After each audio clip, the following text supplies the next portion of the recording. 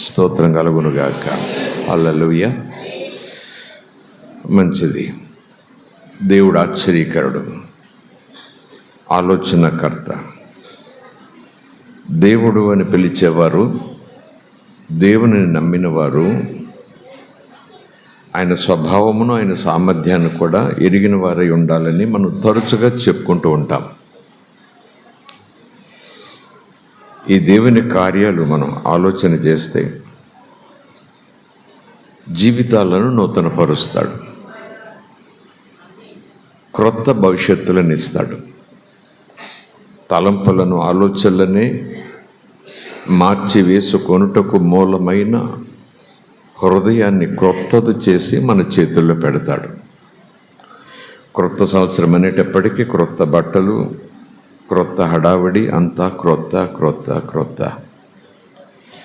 యేసు ప్రభు కేవలము వస్త్రము, ఆహారము, వాకిలి, వస్తువు క్రొత్తవిచ్చి మనలను మురిపించి మనల్ని సంతోషంతో నింపి సరిపెట్టుకోండి, నేను అందుకే వచ్చాను అని చెప్పడు. కానీ ఆయన కొళ్ళిపోతున్న శరీరాన్ని కూడా ఆరోగ్యంతో నింపి క్రొత్తదిగా చేసి ఇవ్వగలడు.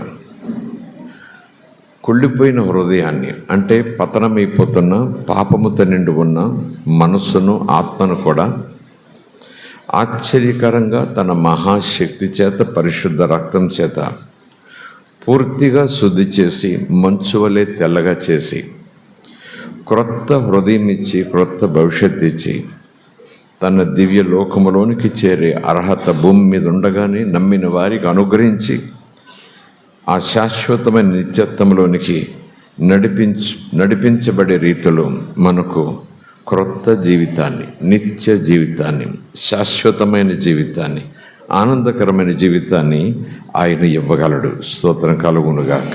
హల్లెలూయా. లేఖనంలో ఒక భాగాన్ని మనం చదువుకోవటానికి మనం ప్రయత్నం చేద్దాం.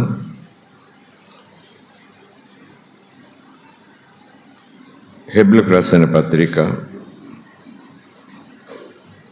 35వ వచనం నుంచి 39వ వచనం వరకు. కాబట్టి మీ ధైర్యమును విడిచిపెట్టకండి, దానికి ప్రతిఫలముగా గొప్ప బహుమానము కలుగును.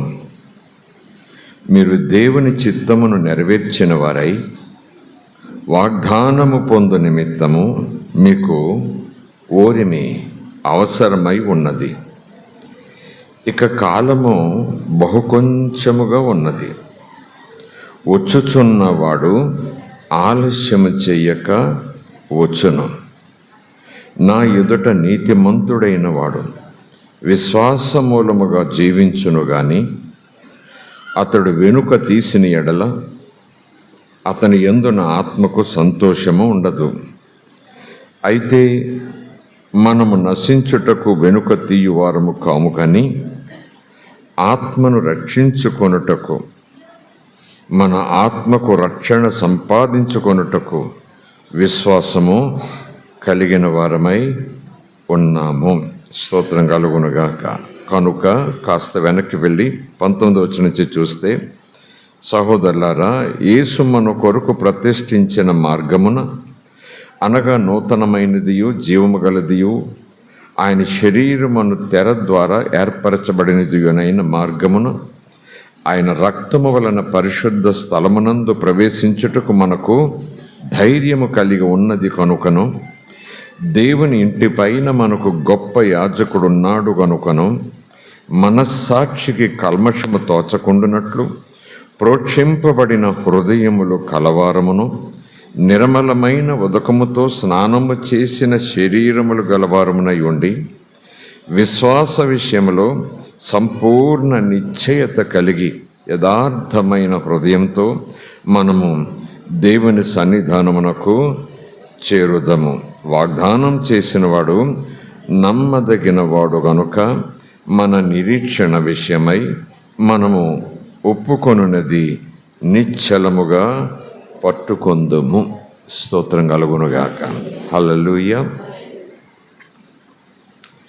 ఈ ఉదయ సమయంలో ఈ లేఖన భాగాలను మూలపాఠముగా ఉంచుకొని దేవుడు చేసిన మేలును జ్ఞాపకం చేసుకోవటంలో మనమందరం కూడా పూర్ణ హృదయంతో కృతజ్ఞత కలిగి తప్పకుండాలి. సంవత్సరం గడిచింది, క్రొత్త సంవత్సరంకి వచ్చాము అనే సంతోషం మనము పొందుకునే ముందు ఆయన అయోగ్యులమైన మనకు చేసిన మేలులు, అల్పులమైన మనకు చేసిన మేలులు, అర్హత లేని మనకు చేసిన మేలులు, ఆయనకు విరోధముగా ఎన్నెన్నో తప్పులు చేస్తున్నానో, ఆయనకు విరోధముగా ఎన్నెన్నో దోషములు మన జీవితములలో దొర్లిపోతున్నానో ఆయన మేలులు చేస్తూనే వస్తున్నాడు. కనుక మనం తప్పక ఆయనకు కృతజ్ఞతతో కూడినటువంటి స్తుతులు చెల్లిస్తూనే ఉండాలి. స్తోత్రం కలుగునుగాక. హల్లెలూయా. చెప్పాను కదా, ఆశ్చర్యకరుడు, అద్భుతములు చేసే మహాదేవుడు. ఆయన పడిన చెడిన జీవితాలకు నూతనత్వాన్ని ఇచ్చి మరలా జాగ్రత్తగా బ్రతకమని చెప్పే సామర్థ్యం, శక్తి, కనికరము యేసు ప్రభు దగ్గరే ఉంది. స్తోత్రం కలుగునుగాక. లేఖనాలను, సందర్భాలను, సన్నివేశాలను త్వరగా మనం జ్ఞాపకం చేసుకుంటే మార్కు సువార్తలో ఒక సన్నివేశం, లూకా సువార్తలో మరొక సన్నివేశం. మార్కు సువార్తలో సన్నివేశం చూస్తే యేసు ప్రభు ఈ భూమి మీదకి వచ్చిన తర్వాత భూమి మీద సంచారం చేస్తూ పరలోకముల గురించి, పరలోకములు ఉండే స్థితి గురించి, అలాగే పాప క్షమాపణ గురించి, మారు మనసు పొందమని దేవుడు ప్రేమిస్తున్నాడు అని చెబుతూ ఆ ప్రేమను కేవలం బోధ ద్వారా మాత్రమే కాకుండా తన క్రియల ద్వారా రుజువుపరుస్తూ సంచారం చేసిన దినాలవి. మార్కు సువార్తలో చూస్తే ఒకరోజు ఇలాగ చక్కటి దైవ మాటలను బోధిస్తూ పడిన జీవితాలను, చెదిరిన జీవితాలను తిరిగి కడుతున్న ఆ రీతిని బట్టి అనేక మంది జన సమూహములు యేసు ఒక ఇంటిలో ఉన్నాడని ఎరిగి అనేక మంది కూడి వచ్చారు. ఇంటిలోనికి వెళ్ళటానికి అసలు జాగు లేదు, అంటే స్థలము లేకపోయింది. అదే సందర్భంలో పక్షవాతంతో బాధపడుతున్న ఒక వ్యక్తిని నలుగురు పరుపుతో పాటు మోసుకుని వచ్చారు. ప్రభు దగ్గరికి తీసుకెళ్ళాలి, ప్రభు చూపు ఇతని మీద పడేలాగా చేయాలి, ప్రభు చెయ్యి చాపి ఇతన్ని ముట్టాలి అనే ఆశతో వచ్చినట్టుగా మనం చూస్తాం. లోపలికి వెళ్ళటానికి చోటు లేదు, ఏం చేద్దాం అని అనుకుని ఆగిపోకుండా ఇంటి పైకప్పెక్కి పైన పెంకులన్నీ తీసేసి యేసు ఏ స్థలములో ఉన్నాడో, ఏ గదిలో ఉన్నాడో, ఏ వాకిట్లో ఉన్నాడో చూసి అక్కడికి తాళ్లతో పాటు ఆ వ్యక్తిని యేసు ముందుకు దించారు. యేసు దించిన వారి విశ్వాసం చూశాడు. అప్పుడు పరుపులో పడి ఉన్న, చెడు ఉన్న, చితికిన జీవితంతో ఉన్న వ్యక్తిని చూసి, కుమారుడా, నీ పాపములు క్షమించబడుతున్నాయి అని చెప్పి నీ పరిపెత్తుకొని నడుచుకుని ఇంటికి వెళ్ళిపో అన్నాడు. వెంటనే అతడు లేచి పరుపు చుట్టబెట్టుకుని భుజం మీద పెట్టుకొని అందరూ చూస్తుండగా ఇంటికి వెళ్ళిపోయాడు. స్తోత్రం కలుగునుగాక. Praise the lord. హల్లెలూయా. అక్కడ ఆ విషయం చూస్తే ప్రభు ఎందుకు వచ్చాడు, ప్రభు ఉద్దేశం ఏంటి, ప్రభు మీదకి వచ్చినటువంటి ఉద్దేశం అనుకున్న ప్రణాళిక ఏంటి అనేది చాలా సులువుగా అర్థం చేసేసుకోవచ్చు. చాలామందికి విశ్వాసములకు వచ్చిన వారికి, విశ్వాసములకు వచ్చిన తర్వాత కూడా ఈ రీతి ఆలోచనలు కొంతమందిని విడిచిపెట్టవు, వాళ్ళు విడిచిపెట్టలేరు. యేసు ప్రభు వెండి, బంగారము, మేడలు, మిద్దెలు, పొలములు, ఉద్యోగము, సంతానము ఇవ్వటానికి వచ్చాడు. అందుకొరకే యేసు ప్రభు అన్నట్టుగా ప్రభువును నమ్ముకున్న విధానం, ప్రభునందు విశ్వాసం వచ్చిన విధానం తరచుగా చూస్తుంటాము. చాలా వరకు అదే ఆలోచనతో చాలామంది ఉంటారు. కానీ అక్కడ సన్నివేశం మనం చూస్తూ ఉంటే ఒక ఇల్లు దుఃఖంతో ఉంది, ఒక కుటుంబం చాలా ప్రయాసపడుతోంది, చాలా బాధపడుతోంది. మోయలేని బరువు భుజముల మీద లేకపోయినా 16 సంవత్సరాలు పైబడి కాళ్ళు చేతులు చచ్చుబడిపోయి నోరు ఒక పక్కకు పోయి మాట కూడా మాట్లాడలేనంత పక్షవాతంతో బాధపడుతున్న ఆ వ్యక్తికి ఇల్లు ఒకటి ఉంది, కుటుంబం ఉందో లేదో సమాచారం లేదు, కానీ ఒకవేళ ఉందనుకుందాం. ఒకవేళ కుటుంబం లేదు, అమ్మ నాన్నైనా ఉంటారు, తోడబుట్టిన వాళ్ళైనా ఉంటారు, లేదా వివాహమైన వ్యక్తి అని అనుకుంటే భార్య పిల్లలు ఉండే ఉంటారు. అకస్మాత్తుగా వచ్చి పడింది, చేయి పడిపోయింది, తర్వాత 2 చేతులు పడిపోయాయి, తర్వాత కాలు పడిపోయింది, తర్వాత 2 కాళ్ళు పడిపోయాయి. ఇంకా పరుపు మీదే చిక్కి శల్యమై బ్రతుకుతున్న సందర్భం. బహుశా అతడు అనుకుంటూ ఉండొచ్చు, ఇంకింతే నా భవిష్యత్తు అనుకుంటూ. తన జీవితంలో మంచి జరగాలని కోరుకున్నా, అందరిలాగా బ్రతకాలని ఆశపడినా, అందరిలాగా కష్టపడి పుట్టిన పిల్లలను పోషించుకుంటూ, భార్యను పోషించుకుంటూ 10 మందితో సంతోషంగా ఉండాలన్నా అంతా కూడా సమాప్తమైపోయింది. బ్రతుకుతున్నాడు కానీ బ్రతికి ప్రయోజనం అతనికి లేదు, బ్రతుకుట వల్ల ప్రయోజనం కన్న బిడ్డలకు లేదు, బ్రతికి ఉన్నందువల్ల ప్రయోజనం భార్యకు లేదు, బ్రతికి ఉన్న ప్రయోజనం సమాజానికి కూడా ఏమీ లేదు. నిష్ప్రయోజనమైన బ్రతుకు ఆ పరుపులో పడి బ్రతుకుతున్నాడు. స్తోత్రం కలుగునుగాక. అక్కడ యేసు ప్రభువు స్వస్థపరిచాడు, పక్షపాతం తీసేశాడు అని మనం 1-2 మాటలతో చప్పట్లు కొట్టి పాటలు పాడుకొని ప్రార్థన చేసుకుని వెళ్ళిపోతామేమో, కానీ ఆ సన్నివేశాన్ని మనం ఆలోచన చేస్తే ఏదో ఒక చోట మన కుటుంబాలు కనెక్ట్ అయిపోతాయి. ఏదో ఒక చోట మనకు పక్షపాతం లేకపోయినా కొన్ని వ్యసనాల వల్ల, కొన్ని బాధల వల్ల, కొన్ని సమస్యల వల్ల కాళ్ళు చేతులు ఆడని పరిస్థితులు మనకు వచ్చేస్తాయి.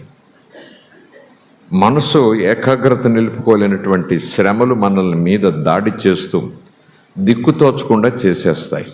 ఇక బ్రతికి ప్రయోజనం లేదు, ఎందుకు బ్రతకాలి, ఇలాగ బ్రతుకుట కన్నా చచ్చిపోతేనే మంచిది, ఇంట్లో వాళ్ళకి బరువైపోయాను, నాకు నేను బరువైపోయాను, లోకానికి బరువైపోయాను అనేటటువంటి తలంపులు చాలా సందర్భాల్లో, చాలా కుటుంబాల్లో ఆ సంఘటనలు జరిగినప్పుడు వచ్చేస్తాయి. అక్కడ సన్నివేశం చూస్తే ఎన్నో సంవత్సరాలను అనుకున్నాం కదా. మొదట్లో అయ్యో పక్షవాతం అని ఉండొచ్చు, 2 సంవత్సరాలు 3 సంవత్సరాలు పరిచర్య చేస్తున్నారు పిల్లలు, భార్య, లేదా వివాహం అవ్వలేదనుకుంటే అమ్మ నాన్నలు, తోడబుట్టిన వాళ్ళు పరిచర్య చేస్తూనే వస్తున్నారు. తమ పనులు, తమ బాధ్యతలు చక్కబెట్టుకుంటూ ఇతనిని కంటికి రెప్పలాగా కాపాడుకుంటూనే వస్తున్నారు. బాగుపడని తెలుసు, వైద్యులు వచ్చే ఉంటారు, ఇతడింతే అని చెప్పేసి ఉంటారు, బ్రతుకు కాలమంతా ఇంతే అని చెప్పేసి ఉంటారు. మొదటి 2 సంవత్సరాలు 3 సంవత్సరాలు బంధం తెంచుకోలేక, రక్త సంబంధం తెంచుకోలేక, అన్న గనక, తమ్ముడు గనక, భర్త గనక, నాన్న గనక, కన్న కొడుకు గనక సంబంధాన్ని బట్టి వాళ్ళందరూ కూడా 2, 3, 4 సంవత్సరాలు కూడా కంటికి రెప్పలా చూసుకుని ఉంటారు. పైకి వీడిని చూసుకోలేకపోతున్నాం బాబు అని అనకపోయినా మనసులో ఏదో ఒక బాధ, ఎంతకాలం ఇలాగా, ఎంతకాలం ఇతను ఇలా సాకుతూ ఉండాలి, తీసుకుపో దేవుడని ధైర్యం ఉండదు. అలాంటి మాట మనం అనలేము, కానీ తెలియకుండానే మనసు భారం, ఆలోచనల భారం, ఏ పని మీద కేంద్రీకరించలేం. చట్టాలు నీ వ్యక్తి దగ్గర కావాలి, అవసరం తీర్చాలి, నీళ్లు పట్టించాలి, భోజనం పెట్టాలి, స్నానం చేయించాలి, బట్టలు మార్చాలి. ఏదైనా శరీరాన్ని గాయపరిచే క్రిమి కీటకాల దగ్గరకు వస్తుంటే కేకేస్తే, అరిస్తే పరుగులు పెట్టుకుని వెళ్ళి అతన్ని కాపాడుకోవాలి. జరుగుతూ వస్తూ ఉంది చాలా సంవత్సరాలు. ఆలోచన చేయండి. ఆ కుటుంబ పరిస్థితి అప్పుల భారమా కాదు, మరేదైనా సమస్యల భారమా కాకపోవచ్చు, జరిగిపోతుంది. కానీ ఇతడు భారమైపోయాడని పైకి అనుకోలేరు, కానీ అలాంటి మనస్సు వాళ్ళకు వచ్చేస్తూ ఉంది. వాక్యం అక్కడ చెప్తా ఉంది, 4 వ్యక్తులు కనికరంతో ఈ వ్యక్తిని ప్రభు దగ్గరికి తీసుకొచ్చారు. వాళ్ళ ఆశ ఏంటంటే మళ్ళా అతడు బాగై కుటుంబానికి భారం కాకుండా కుటుంబం యొక్క భారాన్ని మోసేవాడిగా తయారవ్వాలి. స్తోత్రం కలుగునుగాక. స్వస్థత పొందేసి వీధుల్లోకి వెళ్ళి జలసాలు చేయాలి, స్వస్థత పొందేసి వీధుల్లోకి వెళ్ళి సరదాల్లోకి వెళ్ళిపోవాలి అనే తలంపు మనం ఆలోచన చేయకూడదు. చాలామంది స్వస్థత కోసం దేవుణ్ణి అడుగుతారు, స్వస్థత వచ్చాక పనికి మాలిన పనులు చేయటానికి లోకంలో పరుగులు పెడుతుంటారు. కాళ్ళు చేతులు పడిపోతే ప్రభువా స్వస్థపరచు, నీ కోసం బ్రతుకుతానయ్యా, స్వస్థపరచు, నేను బాగుపడాలయ్యా, నా కుటుంబం నన్ను పోషించలేక చాలా బాధపడుతున్నారయ్యా, నువ్వు స్వస్థపరిస్తే నీ పేరు చెప్పుకుంటానయ్యా, మంచిగా బ్రతుకుతానయ్యా అన్న వ్యక్తి స్వస్థపరిచిన కొద్ది నెలల్లోనే లోకమే నాకు హద్దనుకుంటూ యేసుప్రభుకి కాస్త దండం ఒకటి పడేసి ఇష్టానుసారంగా జీవిస్తూ పోతాడు. చాలా విచారకరమైన విషయం. స్తోత్రం కలుగునుగాక.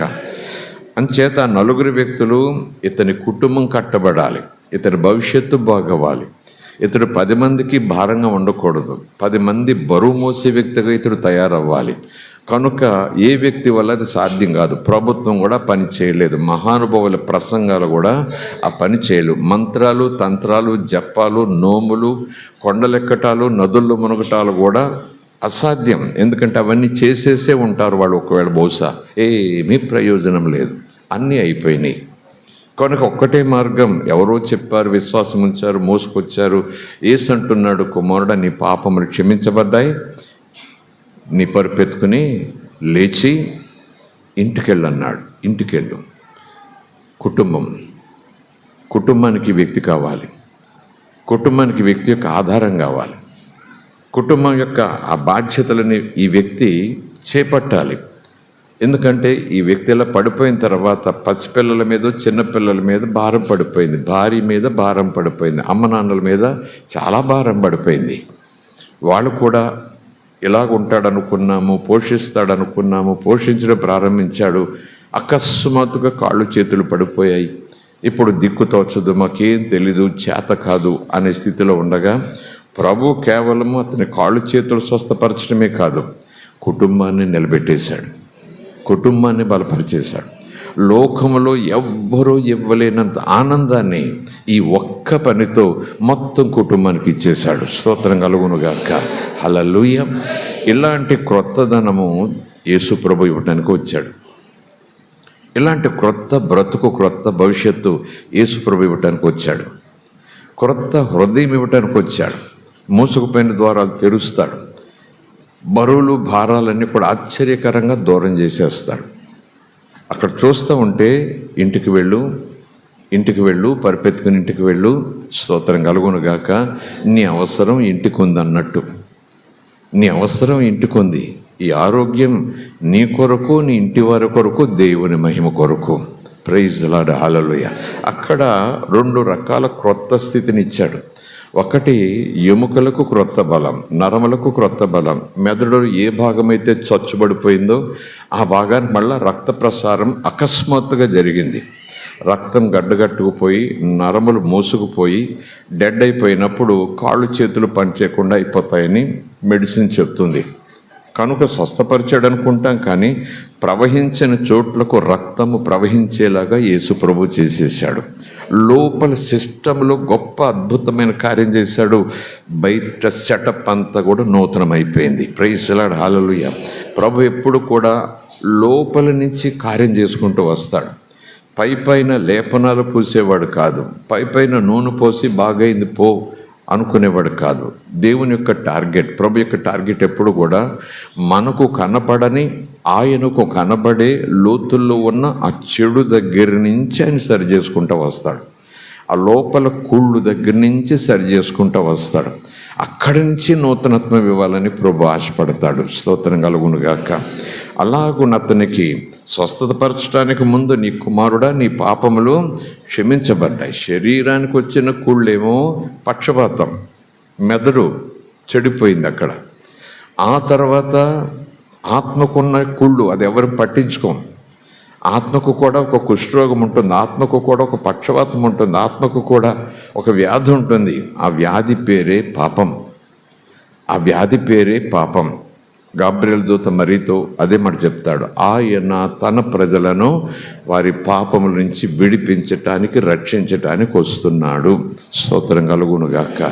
మనకు శరీరానికి బాగు మాత్రమే కాదు, మన హృదయానికి కూడా బాగు కావాలి, మన మనసు కూడా బాగుపడాలి, మన అంతరాత్మ కూడా ఆరోగ్యంగా ఉండాలి.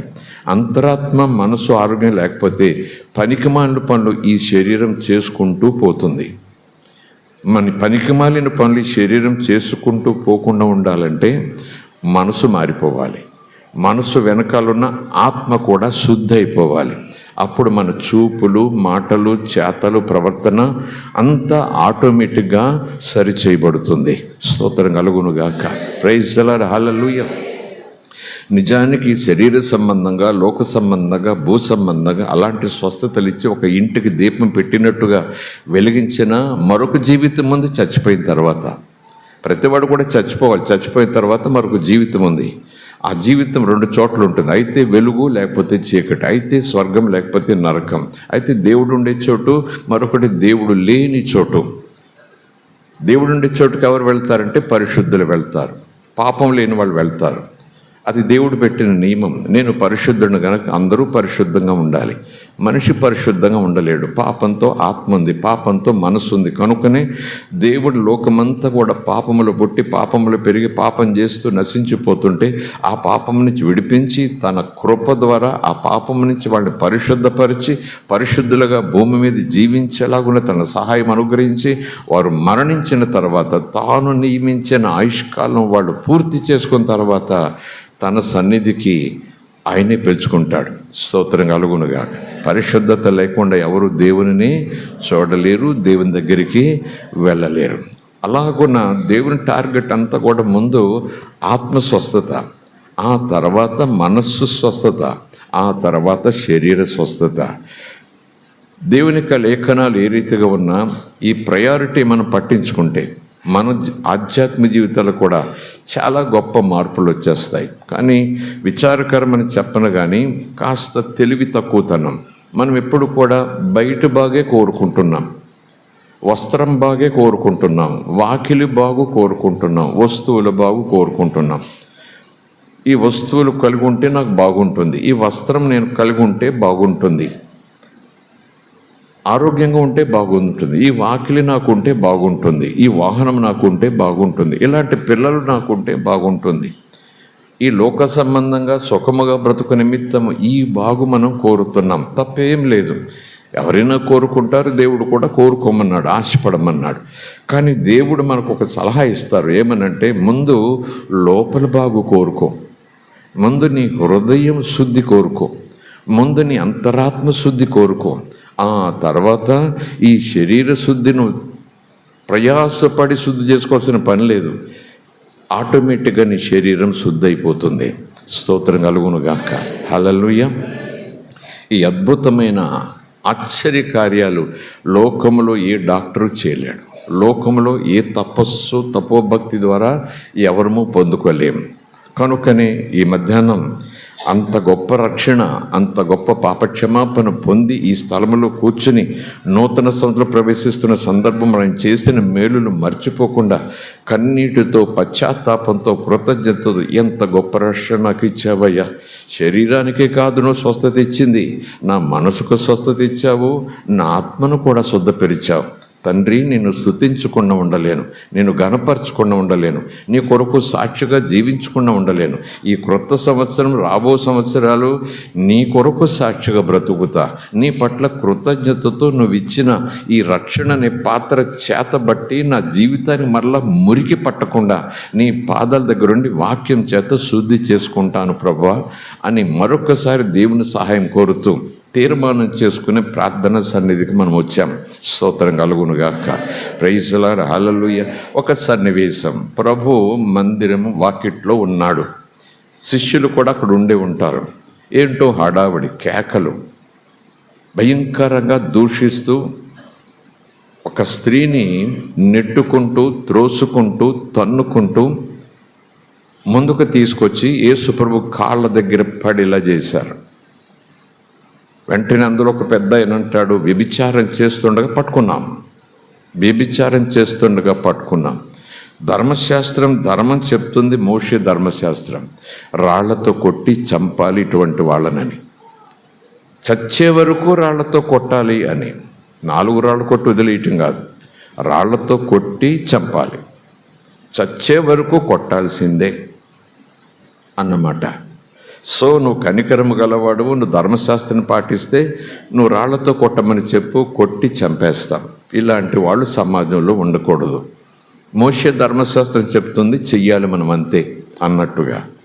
మరి లోకమంతా కూడా దేవుని దయ, దేవుని జాలి, దేవుని కనికరము ప్రభు మాటల్లో చేతల్లో చూస్తున్నారు గనక ఊరు వాడ పట్టణాలు ప్రభు వెనుక సముద్రంలాగా తరలి వస్తున్నారు గనక ఈ హడావిడికి కట్టడి వెయ్యాలనే ఉద్దేశంతో వాళ్ళు యేసుని ఇబ్బంది పెట్టాలని, చంపండి ధర్మశాస్త్రమే అంటే ప్రజలందరూ అంటారు, అయ్యో యేసు కనికరం గలవాడు అనుకున్నాము, ఇలా కొట్టించాడేంటబ్బా అని అనుకుని యేసుని వెంబడించడం కొంచెం ఆలోచన చేస్తారు. లేదు వదిలేయండి, ఈమెను వదిలేయండి అని అంటే పాపం చేసిన వాడిని వదిలేయమంటున్నాడు, ధర్మశాస్త్రాన్ని పాటించట్లేదు, ధర్మానికి విరోధంగా బోధ అంటూ యేసునే రాళ్లతో కొట్టేటటువంటి ప్రయత్నంలోనికి తీసుకురావాలి అంటూ సమాజం, అక్కడున్న ప్రజలందరూ కూడా పెద్దలు చూస్తున్నారు. యేసు చూశాడు, వాళ్ళకు చూశాడు, ఒకే మాట అన్నాడు, మీలో పుట్టినప్పటి నుంచి ఈరోజు వరకు నేను ఎప్పుడూ పాపమే చేయలేదు అన్న ధైర్యము, దమ్ము, మనసు, ధీమ ఎవరికైనా ఉంటే వాడు ఆ వ్యక్తి మొదట రాయి వేయాలి, ఆ తర్వాత మిగిలిన వాళ్ళు రాళ్ళు వేయండి అని తల దించేసుకున్నాడు. నేల మీద వ్రేలుతో రాయటం ప్రారంభించాడని లేఖనాల్లో ఉంది. 1 నిమిషం, 2 నిమిషాలు, 3 నిమిషాలు ఆమె అక్కడుంది చూసారా, దొరికేసింది, పట్టేసుకున్నారు, ఈడ్చుకుంటూ వస్తున్నారు, వీధుల్లో వాకిళ్ళు తలుపులు తీసుకుని కిటికీలు తీసుకుని బజారులో సరుకులు కొనుక్కునే వాళ్ళు ఏంటబ్బా అని చూస్తున్నారు. వ్యభిచారం చేసింది పట్టుకున్నామంటూ ఊరంతా కూడా. ఆ తర్వాత అక్కడికి వచ్చింది, ఇక నాకు చావు తప్పదు, అయిపోయింది. ఒక్కసారి ఊపిరి బిగబెట్టి చంపేసినా బాగుండును, ఊరేసి చంపేసినా బాగుండును, కానీ రాళ్ళు పడుతూనే ఉంటాయి, ఎముకలు చిట్లు పోతుంటాయి, కండరాలు చెదిరిపోతుంటాయి, అవయవాలు పచ్చడైపోతూ ఉంటాయి, మెదడు బయటకు వచ్చేస్తూ ఉంటుంది. వెంటనే చావు రాదు, గాయాలై పిచ్చి కుక్కను కొట్టినట్టు కొట్టేస్తారు. అది ఆమె తలంపు. ఆ పాపం చేసినప్పుడు ఏమీ లేదు, ఆకర్షణలు పడున్నప్పుడు ఏమీ లేదు, అపోది యొక్క ఆ భ్రమలోకి వెళ్ళిపోయినప్పుడు ఈ రాళ్ళ దెబ్బలు గుర్తుండవు. కనుక ఆమె కూడా భవిష్యత్తుకి జీరో అయిపోయింది. ఈ రాళ్ళు పడకముందే నా గుండె ఆగిపోతే బాగుండును, ఈ రాళ్ళ దెబ్బలు పడకముందే నా ఊపిరిపోతే బాగుండును, ఈ రాళ్ళ దెబ్బలు పడకముందే ఒకవేళ దేవుడనేవాడు ఉంటే నన్ను తీసేసుకుంటే బాగుండును. అమ్మో ఎన్ని రాళ్ళ దెబ్బలు, ఎంతంత పదునుతో అని గడగడ వణికిపోతూ, ఏమో తెలియదు కానీ చాలా భయంకరమైన పరిస్థితి. అంత నిశ్శబ్దం. తలపైకెత్తి చూశాడు యేసు, ఎవ్వరూ లేరు అక్కడ, రాళ్ళన్నీ కింద పడేసి ఉన్నాయి. ఆమెను అడిగాడు, అమ్మా ఎవరు నిన్ను శిక్షించలేదా? ఏరి వాళ్ళు అడిగాడు. ఎవరు నన్ను శిక్షించలేదయ్యా అన్నది ఆమె. అంటే వాళ్ళు ఏం ఒప్పుకున్నట్టు వచ్చిన వాళ్ళందరూ కూడా తమ కంట్లో దూలం పెట్టుకుని ఎదుటివారి కంట్లో ఉన్న నాలుక గురించి మాట్లాడే మనస్తత్వమని దేవుడు వాళ్ళ బ్రతుకులను వాళ్ళకే చూపించాడు. స్తోత్రం కలుగునుగాక. దేవుని మాటలు ఊరికే పురాణ కాలక్షేపంగా ఎంత బాగున్నాయో, వినటానికి బాగున్నాయి, అమ్మయ్య ఆశీర్వాదం వచ్చింది, పుణ్యం దొరికింది అని పంపించే మాటలు కాదు. దేవుని మాటలు అద్దములాగా మన బ్రతుకులను మనం చూసుకోవటానికి సహాయం చేస్తాయి. స్తోత్రం కలుగునుగాక. హల్లెలూయ. కనుక పిల్లలు ఉన్నారు అక్కడ, వృద్ధులు ఉన్నారు అక్కడ, జ్ఞానులు ఉన్నారు అక్కడ, అందరి చేతుల్లో రాళ్ళు ఉన్నాయి అక్కడ. మేము నీతిమంతులము, ఈవిడ నీతి తప్పిందంటూ కొట్టడానికి వచ్చేసారు. ప్రభు ఒక్కటే మాట అన్నారు, నేను ఎప్పుడూ తప్పు చేయలేదు నా జీవితంలో అన్నవాడు మొదటి రాయి తీసివేయండి అన్నాడు. అంటే ప్రతివాడు స్వపరీక్ష చేసుకున్నాడు. నువ్వు రాళ్లతో కొట్టడానికి పరుగులు పెడుతున్నావు, కానీ ఈ తప్పులు నీలో లేవా? ఈ తప్పు కాకపోతే ఇలాంటి తప్పుకు సంబంధించిన మరొక తప్పు, దొంగతనమేమో, హత్యేమో, జారత్వమేమో, అబద్ధమేమో ఏమో కావచ్చు. మరి ఆ తప్పుకు నువ్వు రెడీగా ఉన్నావా? రాళ్లతో కొట్టించుకోవడానికి. ఓహో, నీ ధైర్యం ఇంకా దొరకలేదని, నీ ధైర్యం అంతా కూడా ఎవరికీ తెలియదని, నీ ధైర్యం అంతా కూడా నన్ను ఎవరు పట్టుకుంటారు అని ఉన్నావు. అప్పుడే దేవుని యొక్క ఆత్మ వాక్య రూపంలో వాళ్ళని పట్టేసింది. చిన్న వాళ్ళ దగ్గర నుంచి పెద్దవాళ్ళ వరకు కూడా మేము నీతిమంతులము, రాళ్ళు వేసే అధికారం మాకుంది, ధర్మాన్ని నిలబెట్టే అధికారం మాకుందంటూ ప్రసంగాలు చేసుకుంటూ వచ్చిన వారు తెల్లమొహాలు వేసుకొని తలలు దించుకొని, ఇండైరెక్ట్గా చెప్పాలంటే తమ పాపపు స్థితులను ఒప్పుకొని తలదించుకుని పోయారు. ఇప్పుడు ఈమె మీద రాయి వేస్తాం, చంపేస్తాం, ఏదో ధర్మం నిలబెట్టినట్టుగా. రేపు ఇదే ధర్మం మనల్ని పట్టుకొని మరింతగా కఠినంగా శిక్షిస్తుంది. ఎందుకంటే ఇదే స్థితిలో మనము ఉన్నాం. ఈమె పట్టబడింది కాబట్టి, దొరికిపోయింది కాబట్టి పేరు వచ్చేసింది. మనం దొరకకుండా ఇలాంటి బ్రతికే బ్రతుకుతున్నాం. ఎవరికీ తెలియకుండా ఎలాంటి బ్రతికే బ్రతుకుతున్నాం. ఒకరోజు తెల్లారిపోతే మనం కూడా ఒకరోజు పట్టబడితే మనకు కూడా జరిగేది ఇదే కదా అంటూ మనసులో వణికిపోతూ రాళ్ళ కడబడేసిపోయారు. ఇక నేను వివరించను కానీ ఆమెతో అంటున్నాడు, అమ్మా నేను కూడా నిన్ను శిక్షించను. శిక్షించే అధికారం ఆయనకు ఉంది, పరిశుద్ధుడు. నేను కూడా నిన్ను శిక్షించను, నీ పాపములు క్షమించబడ్డాయి, ఇక పాపం చేయకు, వెళ్ళిపో. స్తోత్రం కలుగునుగాక. హల్లెలూయా. ఎవరిస్తారు ఇలాంటి క్రొత్త జీవితం? ఒకవేళ ఆమె ఆ రాళ్ళు పడగటానికి ముందు ఏదో తప్పు చేశాను, అలవాటైపోయి చేశాను, అవసరమైపోయి చేశాను, వృత్తి కాబట్టి, తాతల నుంచి మామల నుంచి ఇదే వృత్తి కాబట్టి అన్నట్టుగా చేశాను ఏమో. నేను మంచిగా బ్రతకాలనుకున్నాను, సమాజం బ్రతకనివ్వలేదు, నా వృత్తి బ్రతకనివ్వలేదు, కానీ బ్రతకాలనుకున్న అవకాశం లేదు, చేతులు దాటిపోయింది భవిష్యత్తు. నేను మంచిగా ఉండలేను, నా శరీరం పాడైపోయింది, నా మనసు పాడైపోయింది, నా శీలం పాడైపోయింది, అంతా పోయింది. I cannot go back to my youth. నా యవ్వనంలోకి నేను వెళ్ళి మళ్ళీ చక్కగా బ్రతకాలని ఉంది అన్నా సరే ఇంక వెనక్కి వెళ్ళలేను నేను. అయిపోయింది. సరి చేసుకోవాలన్నా సరి చేసుకోలేదు, కడుక్కోవాలన్నా కడుక్కోలేదు. కనుక ఇంక తప్పదు, ఆ కుళ్ళుతో ఉండాల్సిందే. జీరో భవిష్యత్తు. ఒకవేళ మంచిగా బ్రతకాలని అనుకున్న సమాజం బ్రతకనివ్వదు. అలాంటి స్థితిలో ఉన్నటువంటి ఆమెకు యేసు క్రొత్త భవిష్యత్తు ఇచ్చాడు, క్రొత్త జీవితం ఇచ్చాడు. నిజానికి అక్కడ మనం ఆలోచన చేస్తే శరీరానికి అనారోగ్యం వస్తే, అనారోగ్యం పోతే చేతులు పనిచేశాయి, పుండు పోయింది, కళ్ళు వచ్చాయని చెప్పుకోవచ్చు. కానీ పాపములు క్షమించబడితే ఎలా తెలుస్తుంది? ఆమెకు క్రొత్త జీవితం ఇచ్చేస్తారని మనం చెప్పుకుంటున్నాం. ఆమె కూడా ఆహా అంటూ సంతోషంగా ఇంటికి వెళ్ళిందని చెప్పుకుంటున్నాం.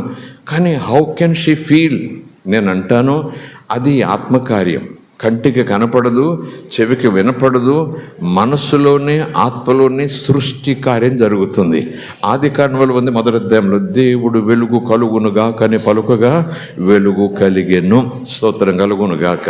అలాగే కుమార్తె, అమ్మా నీ పాపములు క్షమించబడ్డాయి, ఎందుకంటే సమస్తము ఆయన మూలముగానే కలిగి ఉన్నది ఏది కూడా యేసు లేకుండా కలగలేదని యోహాను సువార్తలో ఉంది. కనుక ఆ కలుగునుగాకని చీకటిని తొలగించి వెలుగును కలగజేసినటువంటి ఆ దైవాత్మ సంభూతుడు మానవ శరీరంతో భూమి మీదకి వచ్చేసి ఆ దేవుని ప్రణాళికను అదే రీతిలో ప్రకటించాడు. ఏమనంటే, కుమార్తె నీ పాపములు క్షమించబడ్డాయి, క్షమిస్తున్నాను, ఇక పాపం చేయకు, క్రొత్త జీవితం జీవించి వెళ్ళిపో అన్నాడు. స్తోత్రం కలుగునుగాక. క్రొత్త వస్త్రాలు ఎవరైనా ఇవ్వగలరు, పట్టు వస్త్రాలు ఎవరైనా ఇవ్వగలరు. అప్పు అయిపోతే ఎవరైనా తీర్చి మరింత ధనం బ్యాంకులో డిపాజిట్ చేసి సుఖంగా బ్రతుకమ్మా అని చెప్పొచ్చు, వాక్యలు ఇవ్వచ్చు, ఏమైనా ఇవ్వచ్చు. కానీ క్రొత్త హృదయాన్ని ఎవరు ఇవ్వగలరు? క్రొత్త శీలాన్ని ఎవరివ్వగలరు? క్రొత్త క్యారెక్టర్ని ఎవరివ్వగలరు? క్రొత్త గుణముని ఎవరివ్వగలరు? ఓన్లీ యేసుకే సాధ్యం, ఓన్లీ దేవునికే సాధ్యం. అలాంటి స్థితి మనకు దేవుడు రక్షణ పొందిన రోజు ఇచ్చాడు. స్తోత్రం కలుగునుగాక. పాప క్షమాపణ. కనుక ఆ విషయాన్ని మనం జ్ఞాపకం చేసుకుంటూ, ఇంతకాలము నీ కృపలో నన్ను భద్రపరిచావు, నువ్వు ఇచ్చిన రక్షణ బహు గొప్పదయ్యా. కనుక పనికిమాలిన రీతిలో అల్లరి చిల్లరి వేషాలు వేస్తూ లోకములో కలిసిపోయి లోకంతో స్నేహించేసి నువ్వు ఇచ్చినటువంటి రక్షణ వస్త్రాన్ని మురికి చేసుకోకుండా జాగ్రత్తగా కాపాడుకున్నట్టుకు సహాయం చేయని ప్రార్థన చేసుకుంటూ క్రొత్త సంవత్సరంలోనికి మరింత నూతనత్వం, మరింత సంతోషంతో మనం ప్రవేశించే అవకాశం దేవుడు ఇస్తున్నాడు. స్తోత్రం కలుగునుగాక. ఒక చోట లేఖనంలో ఉంది, వెనుకున్న వాటిని మరిచి ముందున్న వాటి కొరకు నువ్వు పరిగెత్తాలి. ఎందుకంటే క్షమించే దేవుడు ఎప్పుడు సిద్ధంగా ఉంటాడు. కనుక మన అతిక్రమాలైన సన్నిధిలో ఒప్పుకొని క్షమించమని అడిగి శుద్ధి చేయబడాలి. స్తోత్రం కలుగునుగాక. Praise the lord. హల్లెలూయా. యేసు ప్రభువు వచ్చారు, పశువుల పాకలో పొత్తుగుడ్డలలో తొట్టులో పడుకుని చూస్తారని పశువుల కాపర్లకు దూత చెప్పాడు.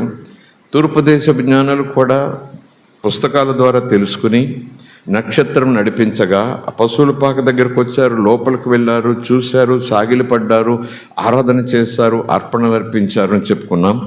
అవన్నీ కూడా అప్పటికప్పుడు అలా జరగలేదు.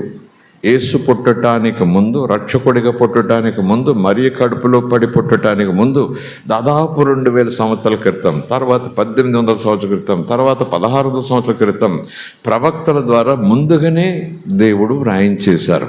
వస్తున్నాడు రక్షకుడు, వస్తున్నాడు.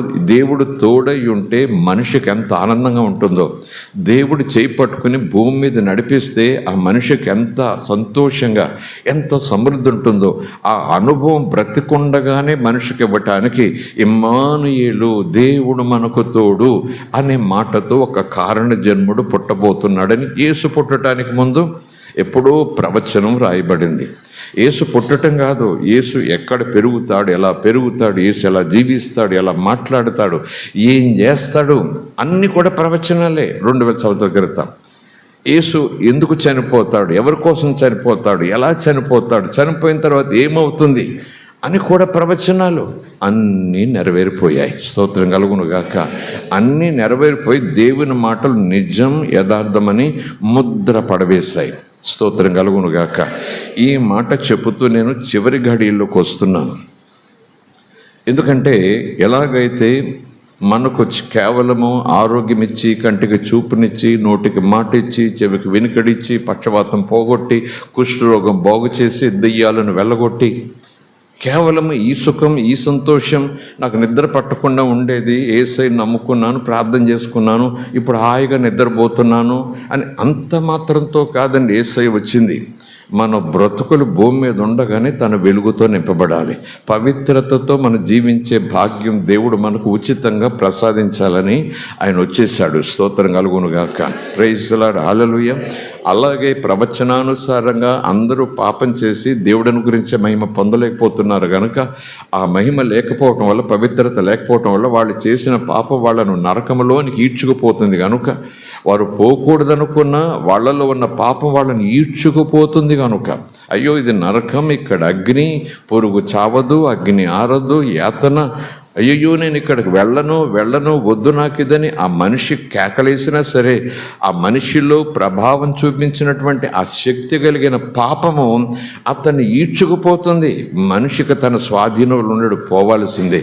ఎందుకంటే దేవుడు పాపానికి శిక్ష చేస్తున్నాడు. పాపమును నరకములో కాల్చివేయటానికి ఆయన ఇష్టపడుతున్నాడు.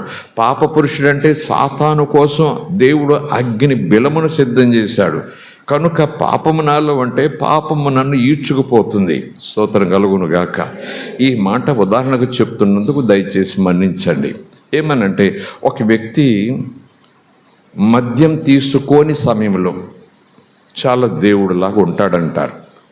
పిల్లలే చెప్తారు, నాన్న తాగొస్తే రాక్షసుడు. ఎప్పుడైతే తాగుడు మొత్తం దిగిపోతుందో దేవుడు ఎక్కడుంటాడో కానీ నాన్నలో దేవుడిని చూస్తాం. భార్య అనుకుంటుంది అది తాగొస్తే రాక్షసుడు, కానీ అతడు ఆ మత్తులో లేకపోతే మట్టుకు ఎంత చక్కటి భర్త నాకు ఇచ్చారు అన్నట్టుగా దండం పెట్టాలి, అంత ప్రేమ చూపిస్తాడు అని సాక్ష్యాలు చెప్పేవారు ఉంటారు మనకి చాలా సందర్భాల్లో. ఆ ప్రభావంలో, ఆ మత్తులో, ఆ శక్తి కింద ఉన్నప్పుడు వాడు కాదు, అది ఆడిస్తుంది, అది మాట్లాడిస్తుంది, అది అలా చేయిస్తుంది.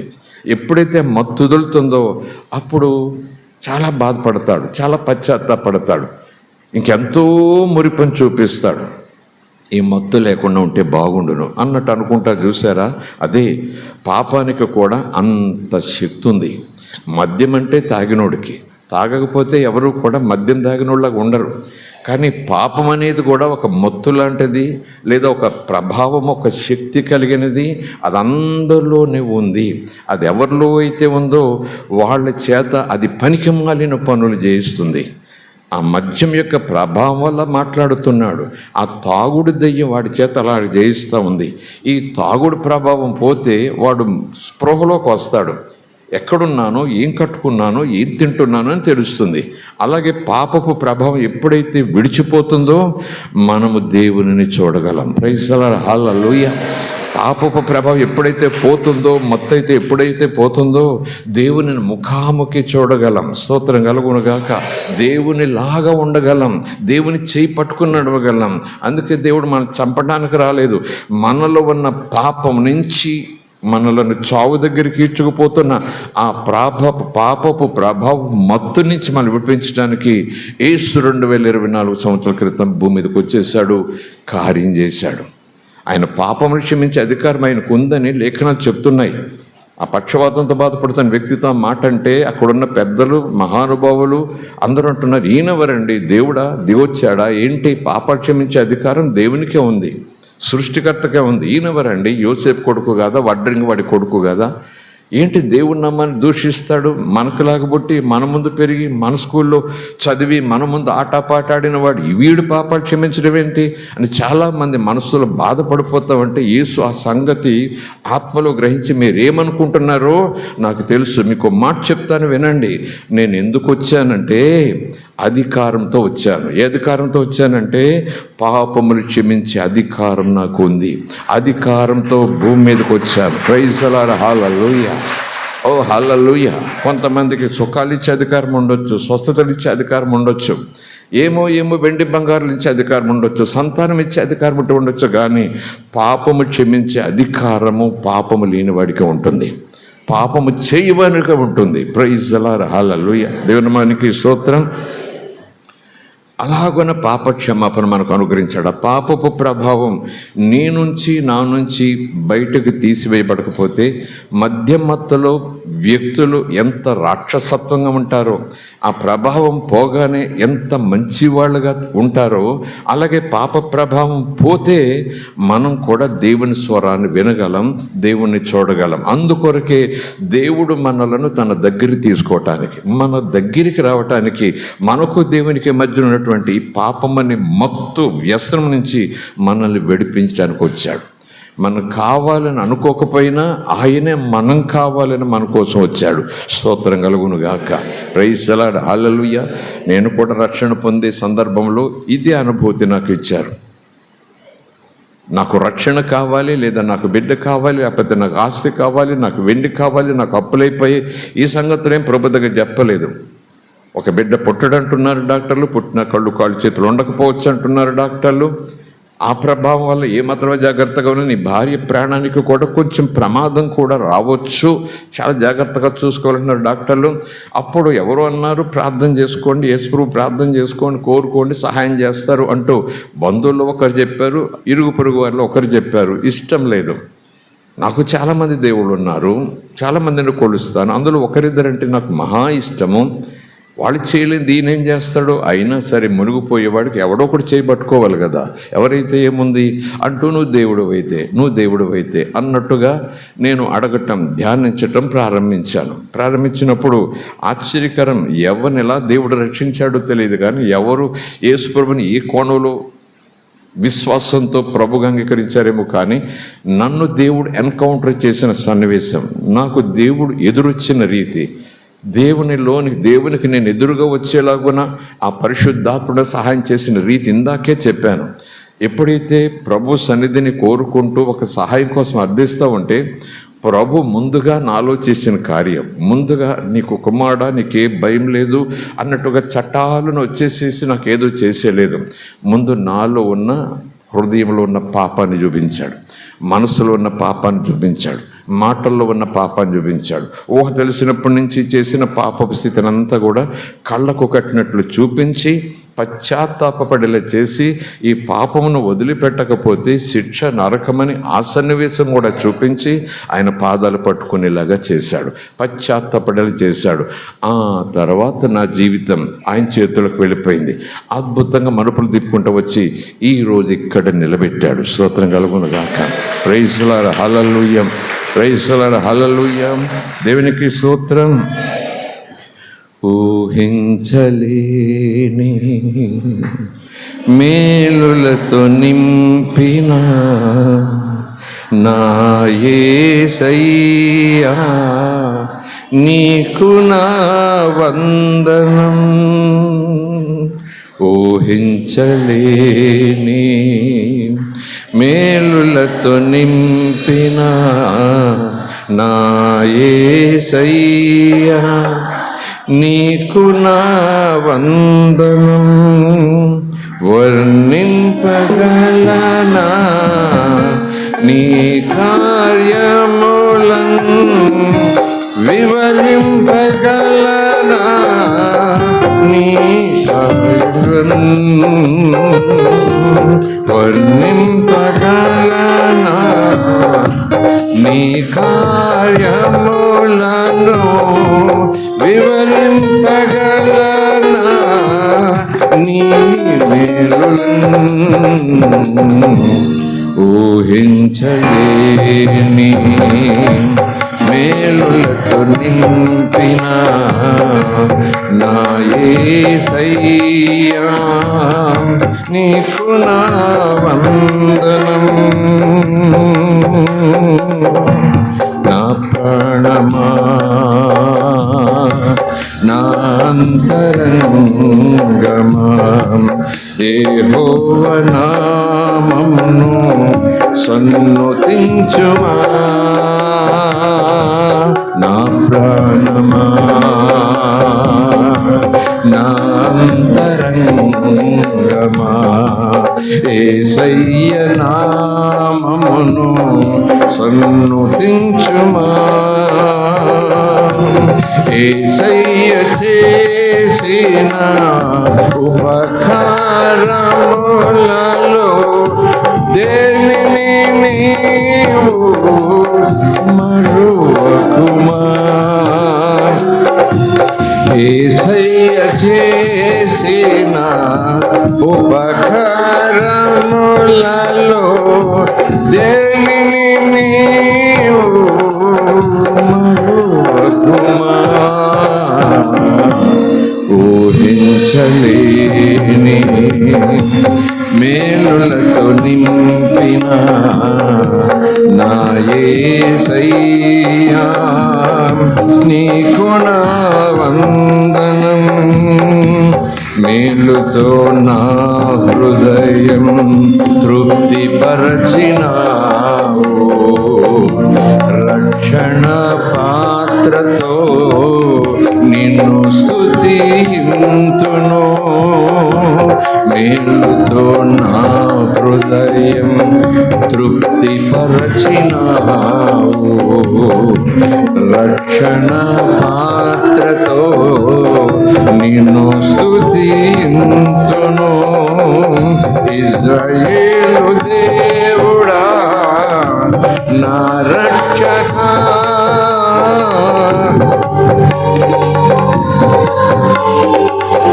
నామమును ఇశ్రాయేలు దేవుడా నా రక్షకా, స్తుతింతును నీ నామమును.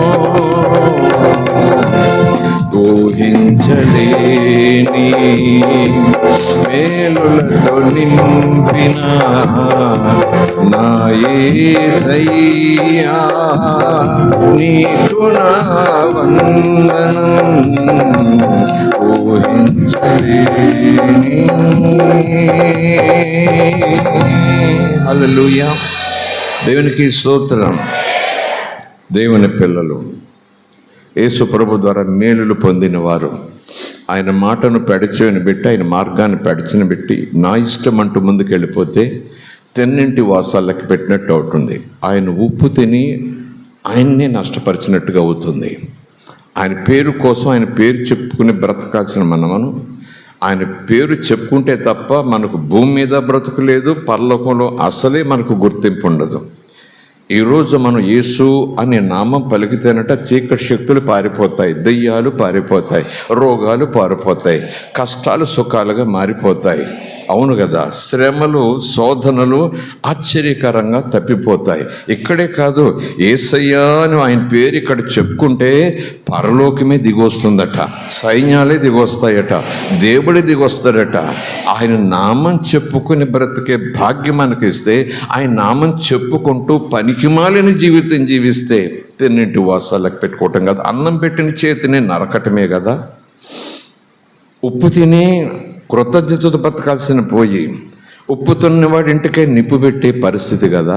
సంఘం పండగ చేసుకోవటం తప్పేం కాదు, క్రిస్మస్ చేసుకోవటం తప్పేం కాదు, ఇలాంటి నూతన సంవత్సరాలు చేసుకుని వాగ్దానాలు తీసుకోవటం తప్పేం కాదు. 100% మంచిది మంచిది మంచిది.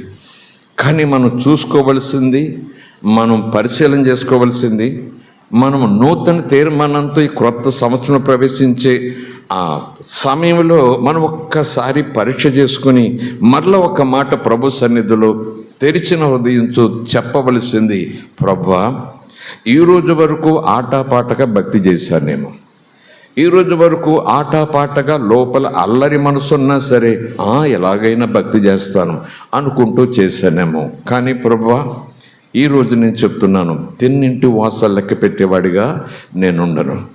నీ ఉప్పు తిని నీ కోసం బ్రతకాల్సిన నేను, నీ ఉప్పు తిని లోకం కోసం బ్రతుకుతున్నా. ఇది నాకు తగదు, తెలుసుకుంటున్నానయ్యా. అన్నం పెట్టావు, అన్నం అంటే అన్నం కాదు, నా ఆత్మకు అన్నం పెట్టావు, నా మనసుకు అన్నం పెట్టావు, నా అంతరంగానికి అన్నం పెట్టావు, నా భవిష్యత్తును బంగారం చేసావు. చచ్చిపోయే నన్ను పరలోకం తీసుకెళ్తానని 2 చేతులు చాపి త్వరలో వచ్చేస్తున్నానన్నావు. ఇంత వాగ్దానాలు చేసినటువంటి నీ ఉప్పు తిని బ్రతుకుతున్నా, నీ ఊపిరి పోసుకుని బ్రతుకుతున్నా, నీ కోసం బ్రతుకుతానని చెప్పి ఇన్ని సంవత్సరాలు ఊరుగుతూ వచ్చాను. ఇప్పుడు లోకం కోసం బ్రతుకుతానంటే అన్నం పెట్టని చేతినే కొరికే విషయం, అన్నం పెట్టని చేతినే నరికే విషయం. లోకం అంత దుర్మార్గంతో మనం ఉండకూడదు, తిన్నంటి వ్యవసాయాలు లెక్కట్టకూడదు, అన్నం పెట్టని చేతి నరకూడదు. కొంతమంది అలా తయారవుతున్నారు. కానీ దేవుని పిల్లలు అలాగ ఉండకూడదు. అన్నం పెట్టిన చేతిని, క్రొత్త బ్రతుకునిచ్చిన చేతిని, పాపక్షమాపనిచ్చిన చేతిని, గాయపరచబడి మన గాయాలు కట్టిన చేతిని ముద్దాడుతూనే ఉండాలి. ఆ చేతిని పట్టుకుంటూనే ఉండాలి, ఆ చేతుల్లో ఉండాలని ఆశపడుతూనే ఉండాలి. ఆయన చెప్పు చేతుల్లో ఉంటూనే ఆయనకు కృతజ్ఞత తెలియచేయాలి. స్తోత్రం కలుగును గాక. ముగిస్తూనే ఈ మాటను అంటున్నాను, ఆయనకు వెండిచ్చి సంతోషపడుద్దామా, బంగారం ఇచ్చి సంతోషపడుద్దామా, ఆయనకు మందిరాలు కట్టి సంతోషపడుద్దామా, లేకపోతే ఆయనకు ఏమన్నా పట్టు వస్త్రాలు ఇచ్చి సంతోషపడుద్దామా?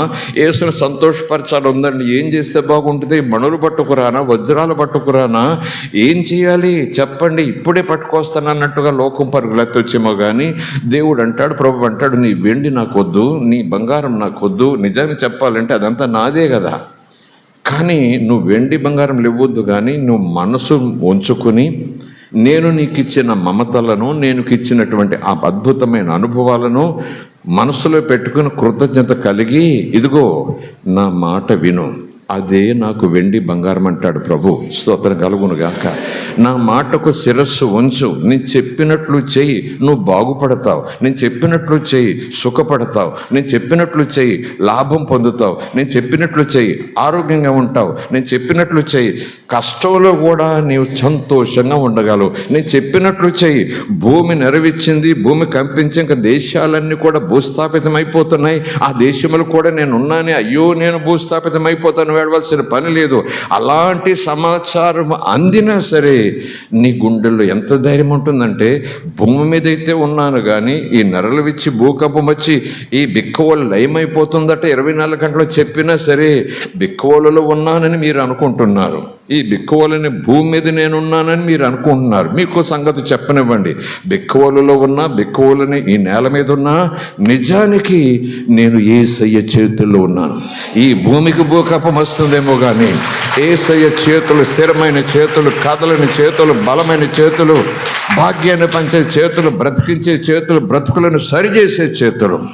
ఇప్పటికే అలాంటి అనుభవం పొందుకుంటే కృతజ్ఞతతో తిన్నింటి వాసాలు లెక్క పెట్టుకునే రీతిలో కాకుండా, అన్నబెట్టని చేతి నరికేటటువంటి ఆ పనికి మాలిన జీవితం జీవించకుండా ప్రభు కోసం భయంతో, భక్తితో, రోషంగా బ్రతికే ప్రయత్నం మనం చేద్దాం. ఒకవేళ ఈ మధ్యాహ్నం ప్రభు గురించి తెలుసు, ప్రభు అంటే ఇష్టం, కానీ ప్రభు లోపలికి ఆహ్వానించలేదు, మీరు మతం అనుకోకండి. ఇది ఒక మార్గం అనుకోకండి, అందులోని ఈయన ఒకడు అనుకోకండి. చెప్పాను కదా, ఈయన కేవలం సంతానం ఇచ్చి, వెండిచ్చి, బంగారం ఇచ్చి, మేడలు ఇచ్చి, మిద్దెలు ఇవ్వటం చాలామంది ఉన్నారు. ఆ దేవతలు దేవతమాతలు ఉన్నారేమో, కానీ ఎవ్వరికి కూడా పాపం క్షమించే అధికారం లేదు. మన పాపాల కోసం చచ్చిపోయిన అవతారమూర్తి ఎవరు లేరు. యేసొక్కడే మన పాపాల కోసం మరణించాడు. ప్రైజ్ ది లార్డ్, హల్లెలూయా. ఆయనలోనే నీకు రక్షణ, ఆయనలోనే నీకు పాప క్షమాపణ, ఆయనలోని అంతరాత్మ శుద్ధి, నీ మనశుద్ధి, నీ ఆలోచన శుద్ధి, ఆ తర్వాత నీ సర్వ శరీరము శుద్ధి అయిపోతుంది. ఈ శుద్ధి నాకు కావాలంటే నీళ్లతో శుద్ధి అవసరం లేదు, కొండలెక్కి శుద్ధి అవసరం లేదు, వ్రతాలు శుద్ధి అవసరం లేదు. యేసయ్యా నేను తప్పు చేశాను, పుట్టిందే పాపంలో, నా బ్రతుకులో పాపం ఉంది, పాపం నుంచి నాకు విడుదల కావాలి, పాపిని, నా పాపాల కోసం చనిపోయేవా తండ్రి, నాకు నిన్ను కొలుస్తాను, నన్ను క్షమించాను ఒక్క మాట మనస్ఫూర్తిగా అంటే ఈ మధ్యాహ్నం ఇక్కడే నీలో కార్యం జరుగుతుంది, నీలో కార్యం జరుగుతుంది. ఎక్కడికి వెళ్ళి ఎన్నిసార్లు మునిగి ఎన్నిసార్లు కొండకి ఏదో చేస్తే పాపం పోతుంది, పోవచ్చు అన్నారట. పరుగులు పెట్టుకొని పోతున్నాం. ఏసంటున్నాడు, ఎక్కడికి వెళ్ళక్కర్లేదు, నేనే నీ దగ్గరికి వస్తున్నాను క్షమించడానికి, నేనే నీ దగ్గరికి వస్తున్నాను శుద్ధి చేయడానికి. ఎక్కడెక్కాల్సిన పని లేదు, ఎక్కడ ములగాల్సిన పని లేదు. సారీ చెప్పు నాకు అంతే అంటాడు ఆయన.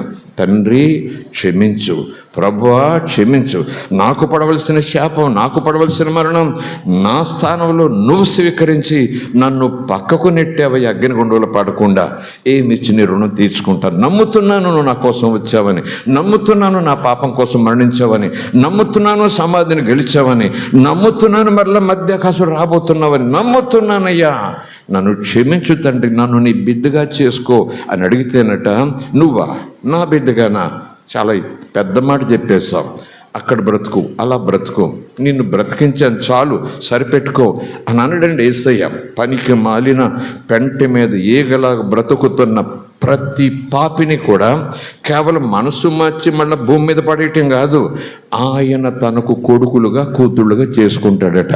ఈ భాగ్యం నీకు ఎవరిస్తారు లోకంలో? ఇంత ధన్యత ఎవరిస్తారు మనకి లోకంలో? ఇంత అర్హత ఎవరిస్తారు మనకి లోకంలో? ఎవరండి? దేవుడు నేను కొడుకుగా కూతురుగా చేసుకోవటమా? ఎందుకంటే అందరూ ఇందులో దిగిపోతున్నారు, ఎందుకంటే అందరూ ఈ మతంలో పోతున్నారు, ఎందుకంటే అందరూ దీన్ని నమ్మేసుకుంటున్నారు. ఇందులో లేని అందులో ఏముంది? ఇందులో ఉన్నది అందులో ఏం గొప్ప ఉంది? ఏమి గొప్ప లేదు. ఇదే ఉంది. మనం తండ్రికి సృష్టికర్తకు పిల్లలైపోతాం. రక్షణ పొందిన మరుక్షణం ఆయన కడుపును పుట్టిన వాళ్ళగా ఆయన తయారు చేసేస్తాడు. స్తోత్రం కలుగునుగాక. హల్లెలూయా. ఆ గొప్ప భాగ్యం మనకు ఇచ్చాడు కనుక ముగిస్తూ నేను మాట చెప్తున్నాను, కృతజ్ఞతతో నింపుకుందాం. తిన్నింటి వాసాలకు పెట్టదు. కృతజ్ఞతతో రోజు మనసుని కోడి కూచి లేవగానే మన మనసులో కృతజ్ఞత, ప్రభా నువ్వు నాకు ఇచ్చిన జీవితం మర్చిపోలేను, మళ్ళీ పడుకునేటప్పుడు ప్రభా నువ్వు నాకు ఇచ్చిన క్రొత్త జీవితం మర్చిపోలేను, మళ్ళీ ఉదయం లేవగానే ప్రభా నువ్వు నాకు ఇచ్చిన క్రొత్త జీవితం మర్చిపోలేను, కృతజ్ఞతతో బ్రతుకుతాను రోజు చెప్పాలి. కానీ ఆ మాట మనకు తెలుసు కానీ చెప్పం. ప్రతిరోజు ఉదయం కాపాడు ఇదివు అదివు, కాపాడు ఇదివు అదివు, కాపాడు ఇదివు అదివు. మళ్ళీ రాత్రి పడుకుంటున్నానయ్యా కాపాడు కాపాడు కాపాడు, లేస్తున్నానయ్యా వీధిలోకి వెళ్తున్నాను కాపాడు అదివు ఇదివు. ఇవ్వని అనడు. నాన్నను పిల్లలు అడుగుతారు, అడగటం తప్పు కాదు, అడగమని నాన్న అంటాడు. కానీ ముందు మనం చెప్పాల్సిన మాట, నా బ్రతుకును మార్చిన దేవా నీకు దండాలు అని సూర్యోదయం చూడాలి. స్తోత్రం కలుగునుగాక. మంచి మించి లేచి మోకరిల్లి ఆ మాట చెప్పి జీవితం ప్రారంభించాలి. ఆ రోజంతా బ్రతికి మళ్ళీ మంచం మీద పడుకునే ముందు, ఆవలింత వచ్చే ముందు మోకరిల్లి, దేవా ఈ బ్రతుకు నువ్వు ఇచ్చిందేనయ్యా, ఈ బ్రతుకు నువ్వు వరముగా ఇచ్చావయ్యా, నీ శక్తితో ఇచ్చావయ్యా, కృపతో ఇచ్చావయ్యా, దీన్ని మురుకు చేసుకోను. ఈ రోజు అదిగో అలాగలా జీవించాను, చాలా తప్పులు జరిగిపోయి మన్నించు, సారీ, రేపు మరలా తప్పు చేయకుండా నీ శక్తి నాకు ఇవ్వని. మరలా అమ్మ ఒడిలో పిల్లని నిద్రపోయినట్టుగా దండం పెట్టి కృతజ్ఞతతో నిద్రపోవాలి. స్తోత్రం కలుగునుగాక. మరి నూతన సంవత్సరం ఈ రోజు నుంచి నేను దేవుళ్ళు అలాగుంటాను, 2 అధ్యాయాలు చదువుతాను, 3 గంటలు ప్రార్థన చేస్తాను, ఆలస్యం కాకుండా చర్చికి వెళ్ళిపోతాను, ఎవరైనా వస్తే పేదోళ్ళకి అన్నం పెడతాను. ఆ తీర్మానాలు చేసుకోండి. 2025లో నేను ఎలాగుంటానంటే అని అనుకోండి. కానీ ఇది మాత్రం మీరు నేను రోజు చెయ్యాలి. తెల్లవారుగానే చెయ్యాలి, మళ్ళీ నిద్రలోకి వెళ్ళేటప్పుడు చెయ్యాలి. కృతజ్ఞత. తిన్నింటి వాసాలు లెక్క పెట్టి బ్రతుకున్న కొద్దయ్య, అన్నం పెట్టి నీ చేతిని కరిచే, అన్నం పెట్టి నీ చేతిని గాయపరిచే, అన్నం పెట్టి నీ చేతిని నరికే ప్రవర్తన నాకు వద్దు బాబు. బ్రతికితే నీకోసం బ్రతకాలి, లేకపోతే నేను చచ్చిపోవటమే మంచిది అనే తాత్పర్యంతో మనం జీవిద్దాం.